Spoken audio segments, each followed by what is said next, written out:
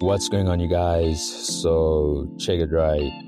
Shane Eagle finally dropped his fourth studio album titled Never Meet Your Heroes, and I must say that he truly delivered on this one. Now, the album consists of 19 tracks with features from Stogie T and Youngster CPT. Now, in terms of the production, while you can tell that Shane was meticulous with his beat selection as he leaned more into that boom bap sound, I mean, according to him, he's the king of boom bap, and I'm not mad at that, considering that he showcases his strengths when it comes to that sound.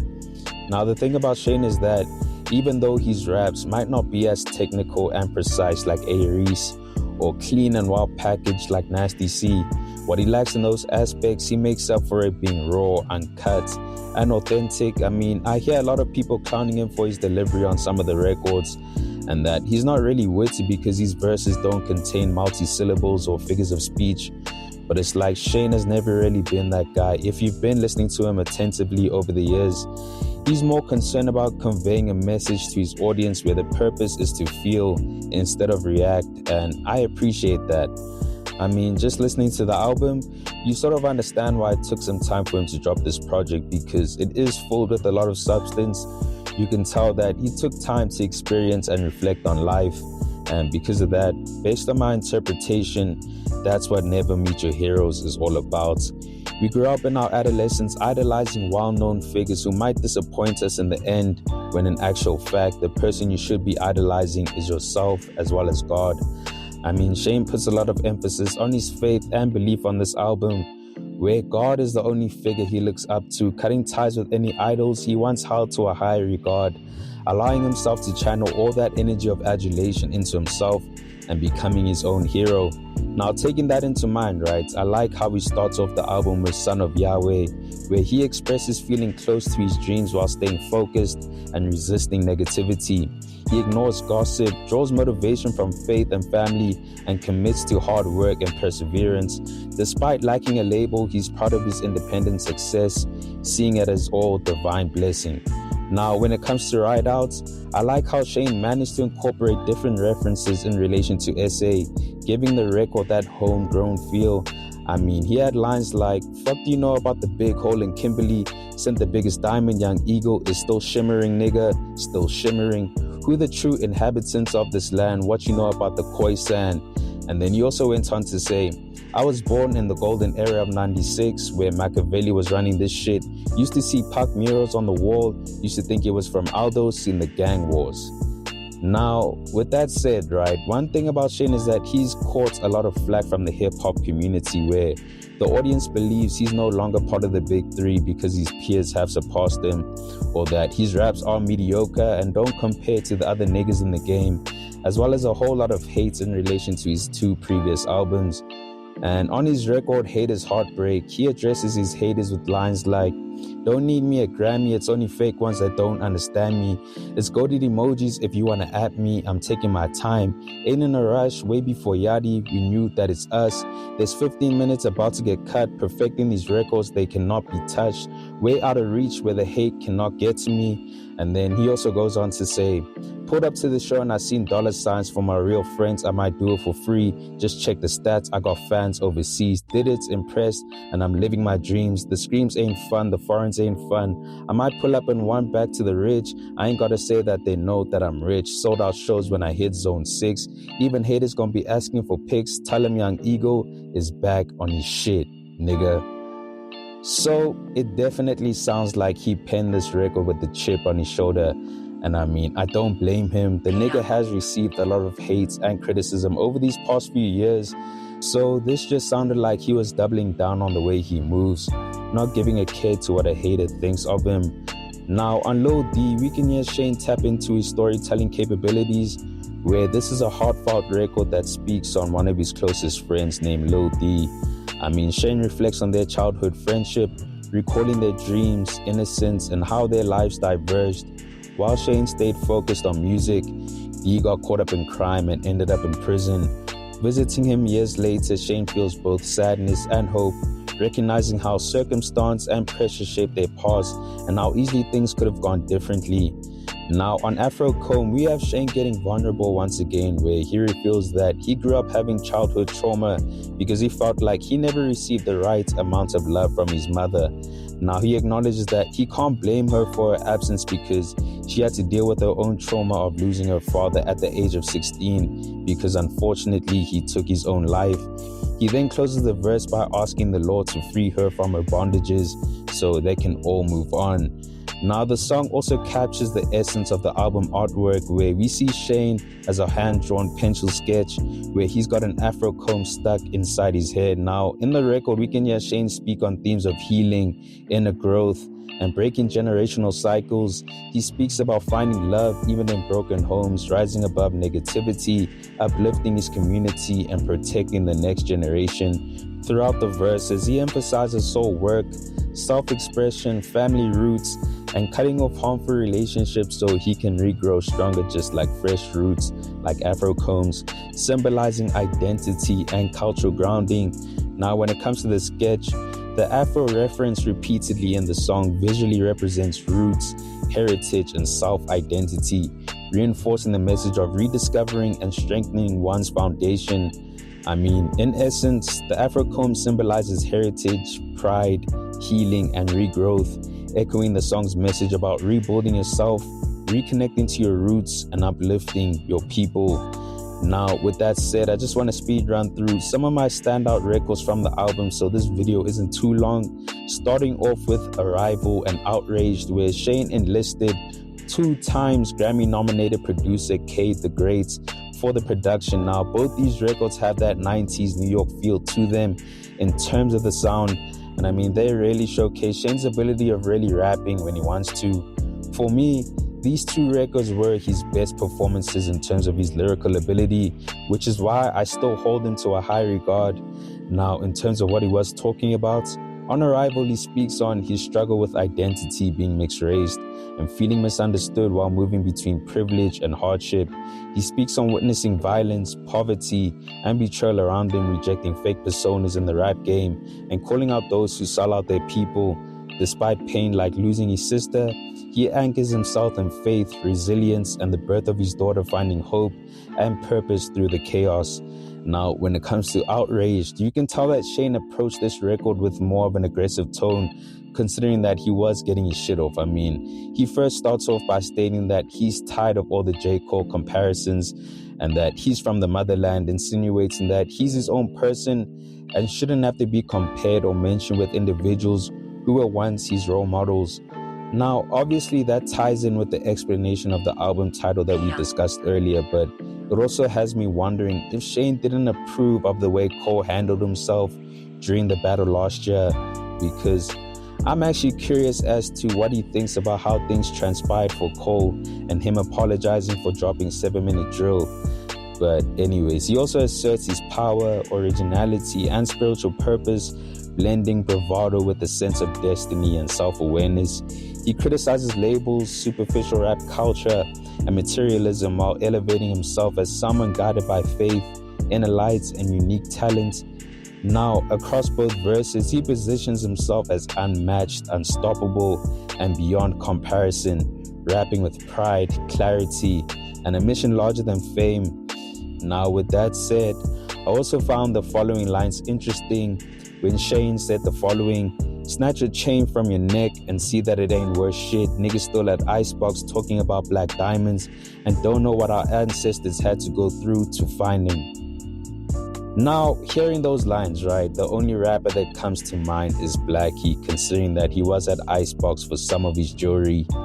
Now, I don't think Shane and Blackie have any tension amongst each other, but I'm curious to see if this leads to anything, because let's be honest, Somyama is one nigga who gets busy with the Subliminals, so expect the unexpected. Now, moving on, we have Alchemy, which is another standout for me, where the production is so mellow and laid back, with the sample in the background just enhancing that feeling. In terms of the subject matter, while we hear Shane speak on what truly matters, which is family presence, inner peace, and purpose over money or material success, he contrasts the chase for the next thing with the real wealth found in loved ones, growth, and gratitude. He stays focused on his vision, supported by his team, grounded by faith and motivated despite setbacks. Ultimately, he asserts his confidence in his path and warns against letting unsuccessful people cast doubt on your dreams. Now, with that said, he also gave us some quotables on this record with lines like, "Sick of being tired, but being sick showed me patience," as well as, "They either love or hate you, there is no in between. Don't let a nigga who never made it try hate on your dream." Now, on Choose God, Shane focuses on choosing faith, hope, and inner strength in the face of hardship. Shane reflects on his own struggle and that of people who have never escaped painful circumstances, while emphasizing family, prayer, and self-mastery of the path forward. He highlights God's guidance as a light that overpowers darkness and ends with a prayer seeking cleansing, protection, and spiritual clarity. Now, the next record we have is Let There Be Lights, and personally for me, this is the best song on the album. I mean, sonically, it gave off that sentimental feel with the piano keys in the background, just enhancing that feel once again. Now, in regards to what Shane was talking about, it sounded like he was having a conversation with himself, reminding his younger self that choosing authenticity over fame was the best decision he ever made. He reflects on taking the harder, less glamorous path, staying grounded, and rising despite pain, loss, and temptation. The song celebrates his growth from hood roots to artistic elevation, affirming that he became exactly who he always claimed to be without needing validation, chains, or fame. It's a self-affirmation of resilience, purpose, and divine guidance, acknowledging past struggles, early attention, and the fulfillment of his long-held dreams. Now, with that said, it's also worth mentioning that Shane interpolated the hook from Schoolboy Q's record titled Blessed My, where the hook goes as follows: "Stay blessed, my nigga, bless my nigga. Really think about it, could be worse, my nigga. Don't stress, my nigga. Yes, my nigga. You're blessed, my nigga." Now, Shane's hook goes as follows: "Yes, my nigga, yes, my nigga. Really think about it, could be worse, my nigga. Stay blessed, my nigga, bless my nigga. Take your time with it, it's like chess, my nigga." Now, moving on to the next standout record for me is Wolves, which features youngster CPT. Now, sonically, this was a nice change of pace because the beat was more up-tempo compared to the other records.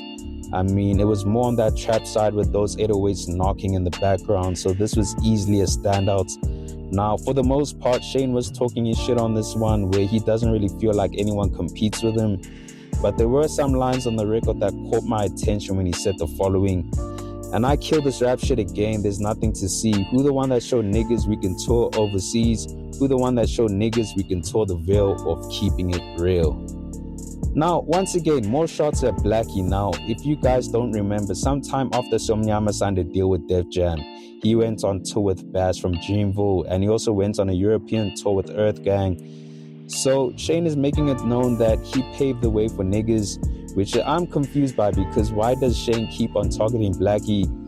Is it because he's heard the conversation amongst the hip-hop community about Blackie supposedly replacing him when it comes to the big three? Or is there something we're missing that we just haven't heard or spotted yet? Who knows? But as I said earlier, it's going to be interesting to see if Somnyama responds. But anyways, Charizard was another standout for me, and if you've kept up with the channel, you'll know that we discussed that Shane took light shots at A-Reese and Nasty C on this one. But besides that, he still came through with the Braggadocious raps, just holding himself to a higher regard compared to the rest of the game. Now, moving on to the next record, we have Tough, where Shane was just sliding on this joint. I mean, it wasn't really about what he was saying, but how he was delivering it. And once again, he diverted away from his conventional boom bap sound and hopped onto something more vibey and catchy, definitely creating a sense of fresh air for the album. So I was happy to hear this one. Now, the last record on the album is My Daughter's Hand, where Shane expresses his deep love for his daughter, where seeing her is proof of God's presence and the purest parts of his life. He reflects on his own trauma, his desire not to pass it on, and how becoming a parent transformed his dreams, priorities, and a sense of purpose.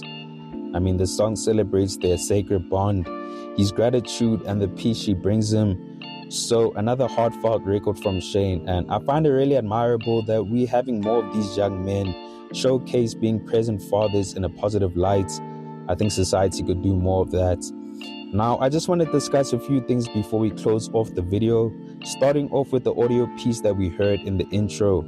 Now, that audio piece comes from the audio series titled Mandela, an audio history, the birthplace of apartheid.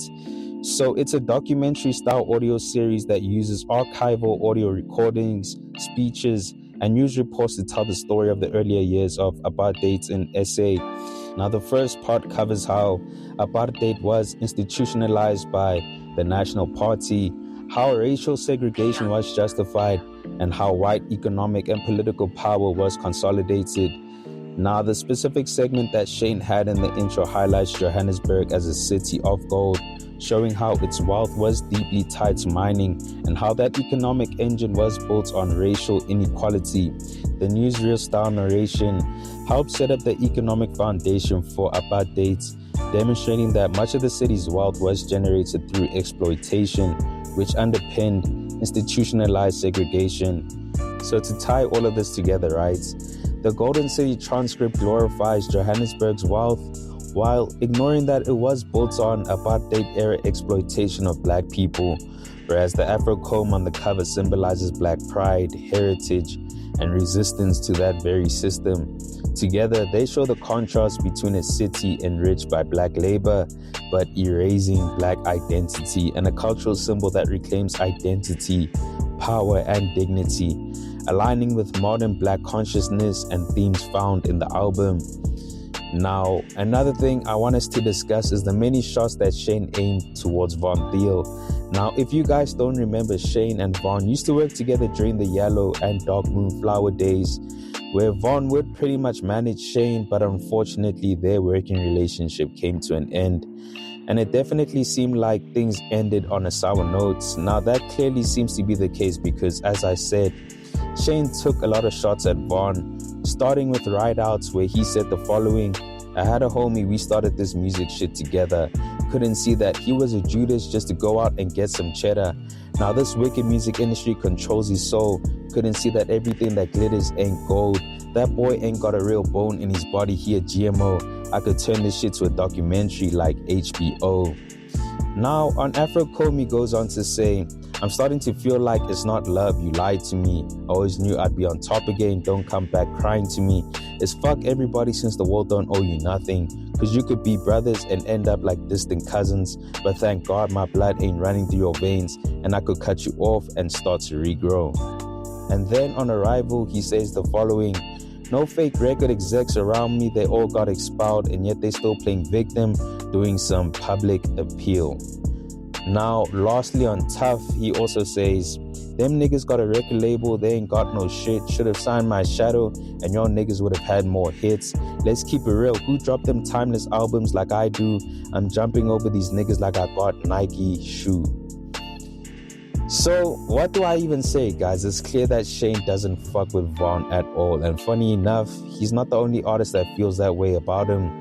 Now, a few other takeaways from the album, right? I noticed that Shane referenced his debut album Yellow quite a bit on this project. I mean, he views it as his magnum opus, acknowledging that it was a career-defining moment for him. So I'm sure that album definitely holds a special place in his heart. And I can say the same thing about his daughter Giovanna, as Shane mentions her quite a lot as well. It's clear that he really does appreciate being a father to her, since according to him, she brought this new purpose to his life. But besides that, the album is really good overall. I mean, it's filled with a lot of substance, almost like Shane was trying to make sure that we've been caught up as to what's been going on with him. I mean, the album is a deeply personal journey about growth, faith, identity, and fatherhood. He reflects on his upbringing, the pressures of fame, spiritual grounding, and the trauma he refuses to pass on to his daughter. Now, across the project, he balances confidence in his skill with introspection about pain, purpose, and legacy. The album ultimately portrays a man evolving spiritually, emotionally, and artistically while fighting through adversity to protect his peace, honor his family, and rise into his destiny.